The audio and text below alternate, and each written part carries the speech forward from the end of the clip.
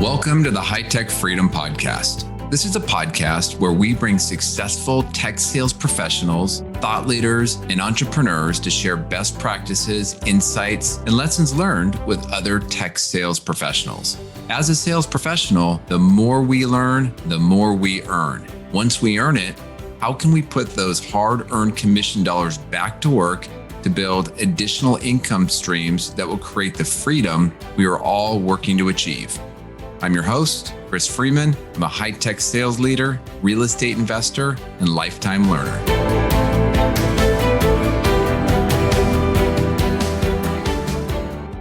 Welcome back to the High Tech Freedom Podcast. This is episode number 47.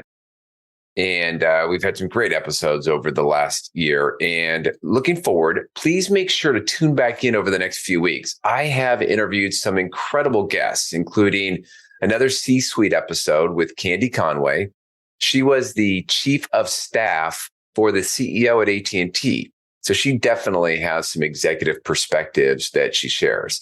I also just had a great conversation with JP Arley, who has been training salespeople outside of the tech space for a long time.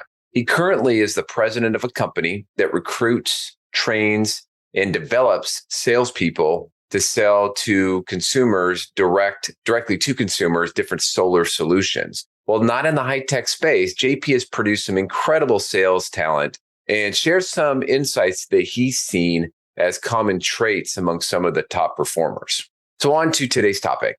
I'm really excited about this episode because it does come up often in sales. And if you've been working long enough, you might be thinking about making that next step to sales management. And this episode is really geared towards that sales rep that wants to improve or wants to move into management at some point in the future. Now, if you are already in some type of leadership role, keep listening and you might find some good tips. And I'll also share some of my own personal lessons learned.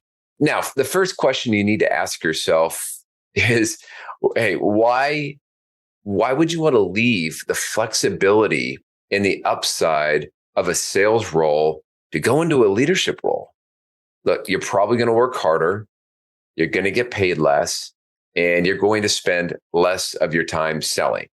Now, some of this might be tongue in cheek, but I'm serious. You should really have a reason why you want to move into a management or leadership role. I personally was very slow to make the move. And I'll touch on in a moment on why that was.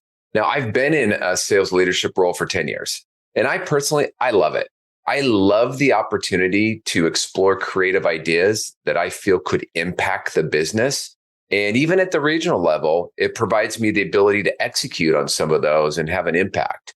I was not always able to do this as an individual contributor. As an individual contributor, lots of ideas, less opportunity to go run with those and execute on them.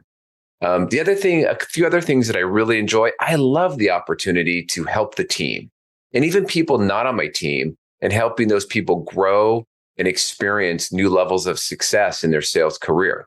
I love to teach, which is kind of funny because I was so horrible in school.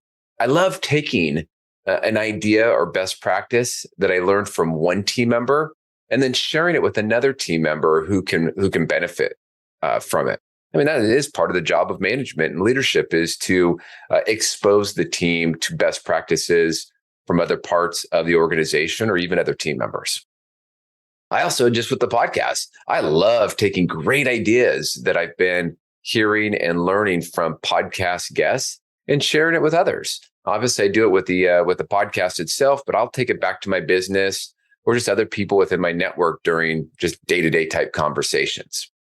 Now, I want to hit on this point of sharing because the idea of sharing is exactly what slowed my progression into the leadership role.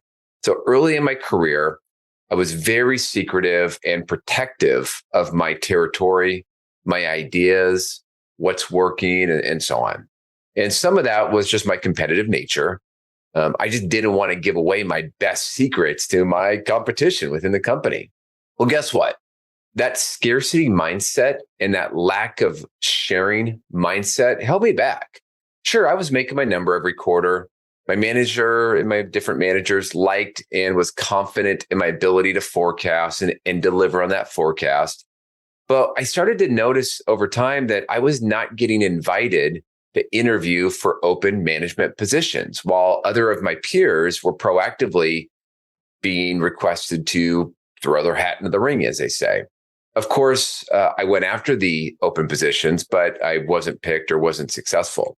And at one point, a manager that was really not in my management chain, but just someone I had a relationship with, gave me some good but probably hard advice to hear, and just feedback.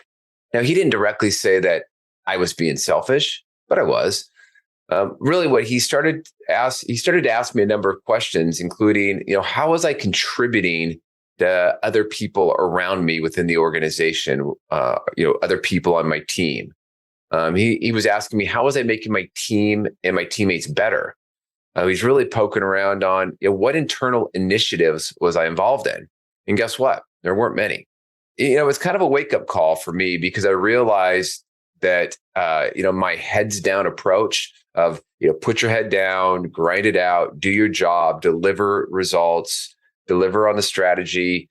That was fine from an employment perspective. My job was solid. I was making money, but I had to do something different if I wanted to further my career and get into some type of leadership role. And, I think I probably was a little insecure, and had that feeling of me against the world, in my sales role. And that was also probably something that helped fuel my focus and my desire to win, but not a great trait to really develop and grow into a leadership role. I learned what I ultimately learned was that being a great rep was fine, but not sharing my best practices was just hindering my career success. And in hindsight, it all makes sense now that I've been in leadership for 10 years. Management leadership, at least good leadership, is all about making other people successful. The leader is a coach. If the players don't get better, it's really hard for the team to win, and it's really hard for the coach to be successful. I recently heard Mark Few, he's the coach of the Gonzaga men's basketball team, talk about leadership and his journey that he's really experienced over, 21 years from when he took over a lower tiered program in 1999 and then led them to the NCAA tournament every single year. And this is not an accident. You just don't, maybe you can get lucky 1 or 2 years, have a great couple pieces of talent on the team, but consistently year over year, he did something different. He has built up a culture around everyone sharing, everyone contributing. And the expectation is that everybody works together. So I guess my point here is that each player starts off with a mindset of helping to make the other players better around them. And you can't argue with the results. And that all started, in my opinion, kind of from what I picked up from his speech of, him doing it first, him working to make everybody better and being very open about it. And eventually it became more of a culture and more infectious within the program. I hope you are enjoying this episode. I wanted to break in with a quick commercial. During the podcast, we sometimes talk about how to invest those hard-earned commission dollars so that you can build that freedom we are all working towards achieving. Now, I built that through 20 years of real estate investing. Now, recently, my team helped me put together a webinar on how top sales pros can create passive income and achieve financial freedom with hands-off real estate investing. Now, I'm still doing this. And as I continue to invest, I'm giving opportunity for others to learn and invest alongside of me. So if you want to learn more, go check out our webinar at hightechfreedom.com/webinar. That is hightechfreedom.com/webinar. We will also put the link in the show notes. Now back to the show. So look, if you want to make the leap to the next step, start thinking about how can you intentionally help those around you? How can you get involved with internal programs at your company to help provide, the company some direction or leadership? Oftentimes they'll pull working groups together, committees, little groups to pilot something, jump into some of those and get some practice into your belt of giving back and also getting yourself more exposed to more people within the company. One idea is maybe you host a call, just pull some other reps together and talk shop. The power of you just orchestrating that call speaks volumes. You don't have to have all the opinions and share all the information, but you're the one pulling people together. I guess I touched on this, but I'm seeing more and more of these pilot projects. Like for example, we had one years ago where it was some type of new version of CRM, or maybe it was a new version of Salesforce, and they were asking, who would like to be in a pilot, and I just raised my hand. I really did not want to do it, but I had learned that I need to throw my hat in the ring to get more involved and provide feedback. And part of my base salary is I should be giving back to the company and doing things like that. One of my favorites, by the way, to get yourself involved and get inserted is look at the new hire program that your company has. Think about it. It is so hard for new reps to ramp at any company. Maybe you could be a speaker at the new hire training, offer to take reps on ride-alongs in your territory, or maybe just simply host a call on one topic. You'll have such a big impact on those people early in their role at the company. It'll help them.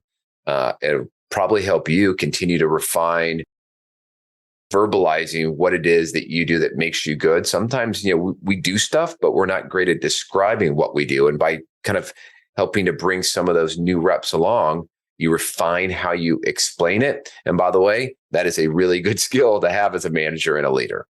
So there are lots of ideas that you could do. Your company the best, but maybe just take 15 minutes and start brainstorming some ideas on a sheet of paper. Once done, just take action. It'll do you absolutely no good to brainstorm, get it on paper, and then don't do anything. Just take action. Don't worry if the action is not perfect. Trust me, it does not matter. You can always refine your ideas as you go along.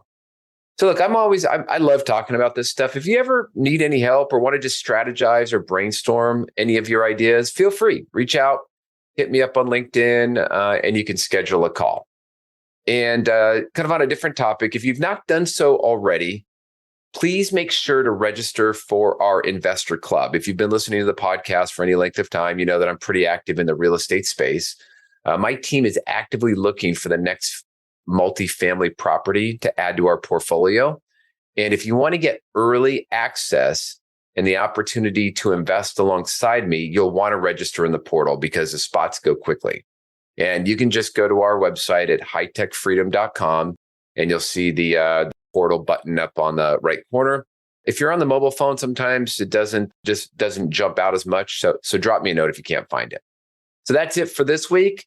Until next week, make this your best week ever.